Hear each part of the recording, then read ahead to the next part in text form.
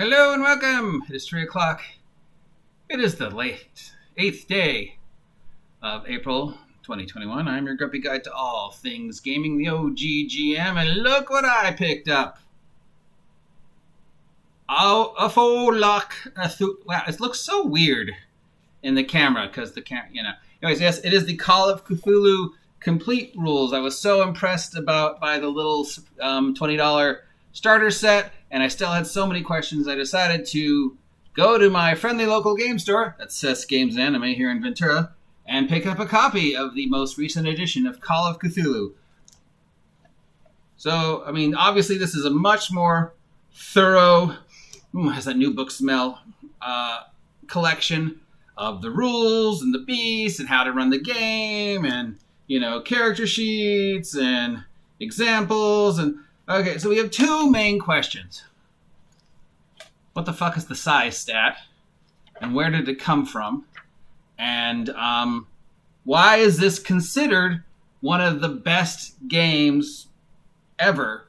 Is it just because the simplicity of the percentile system? So, what is the size stat? Size averages both height and weight into a single number. To see over a wall, to squeeze through a small opening, or even to judge whose head might be sticking up out of the grass, use size. Size helps determine hit points and damage bonus and build. One might decrease size to indicate the loss of a limb, though lowering deaths is more often the solution.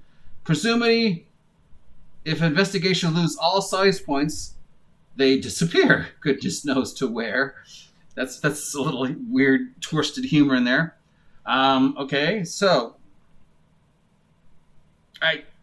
I understand why there's the stat to tell you, can my character fit through these bars? Roll a size check, as opposed to roll a dex check. I still don't know why. Why did they feel the need to make up a stat, which to me feels unnecessary? So here's some examples of what the number means. A size of 1 would be a baby. A size of 15 would be a child. A size of 65 would be an average human. A size of 80 would be a very tall, strongly built or obese human. 99 would be about 330 pounds.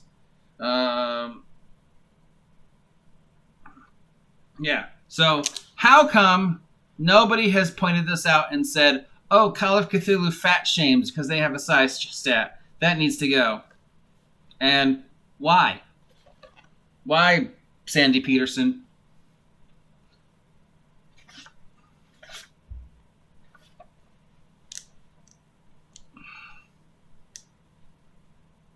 And, I don't know if I'm going to find an explanation other than maybe they just felt they needed a stat and dexterity didn't cover things like, oh, can I fit through this?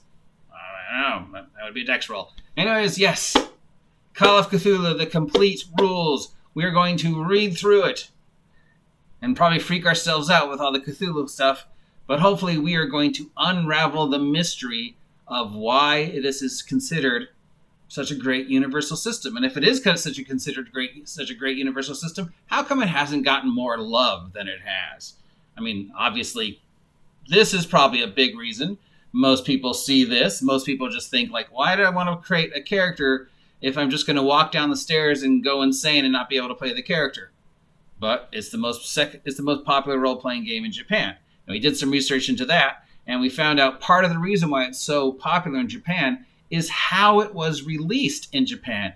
And it was released in the same way you would release a manga in Japan. So it wasn't released like this. It was more released like a series of mangas. And they had a lot of manga art, and it follows sort of the manga thing. So that is why it was just so approachable to the way the Japanese market thinks, because they presented the rules in the manga format. It had a lot more art, a lot more, Japanese style art. So instead of this, and I don't know, I guess that's a Cthulhu beast. In the Japanese version, you'd have some cute little library girl in her little library suit holding her little candle with her big anime boobs and her big kawaii eyes going, whatever, and then maybe there's some tentacle coming up, and who knows how R-rated it got. But yeah, so the part of the mystery for how it got so popular in Japan is Japan didn't know what to make of it when it got to them, and apparently the way just things work, it got there before D&D, or just more of it D&D, or just the way things happen with Japan as opposed to the US, and they didn't know what to do with it, so they released it and published it as a manga series. And because of the popularity of mangas and the popularity of horror manga, and just because, horror is a big thing in Japan. I mean, tentacles, of course, but just Japanese people like horror. So just they managed to do something sort of by accident that works so great with the way the Japanese people think and the way advertising and media works in Japan that it became way more popular. And of course, and part of it was it appealed to girls because the art and the way they told the story and the way they interweave the actual novels with the shit they made up with the manga. So yeah, it's sort of just a weird story of just happenstance and just publishing and and congratulations on being the second biggest role-playing game in the world and the number one role-playing game in Japan. And of course, the big mystery is, can you use this system to run anything like we've been told? We know that this system has been made into other games, a fantasy game, a superhero game, a very well-received superhero game called Superworld, a pulp fiction type game, a modern-day horror type game called Delta Green. None of them have sold well, at least here. I mean, obviously they sold well elsewhere, but here in D&D country, get a rope. But you always hear the stories about just how well this system can be used to run anything. So, can it? Obviously, it requires me reading it. But I was happy to be able to pick it up. Fortunately, I'm in a position that, I have some extra money to invest on gaming right now and replace all my games that were lost in the Thompson Fire and rebuild my collection, so why not? Will I keep it? Will I give it away in 6 months? Who knows? But Call of Cthulhu, I will unravel your mysteries of why there is a side stat and why you are so popular. And if it requires me reading these secret knowledge, Lacto Barakta Necktie. I said most of the words.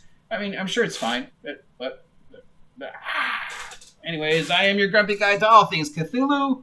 If you haven't had a chance to subscribe yet, please subscribe. Help me hit the magic number of 400. Until then, stay hydrated, stay safe, watch out for tentacle monsters, and get off my lawn.